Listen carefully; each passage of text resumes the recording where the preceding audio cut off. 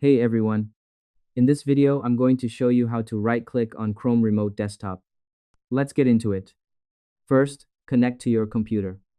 The first step is to open the connection between the device in your hands and the computer you want to control. Open the Chrome Remote Desktop app and tap on the name of your computer to start the session.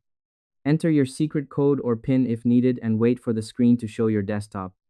You need to be fully connected before you can start using your mouse to find your files.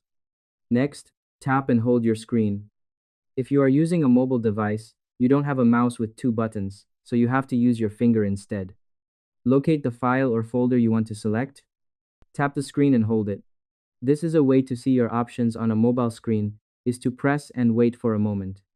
Just put one finger on the screen exactly where you want to right-click. Hold your finger down for a second or two without moving it. But if you have a real mouse plugged into your computer or tablet, you can use it just like you normally would at home.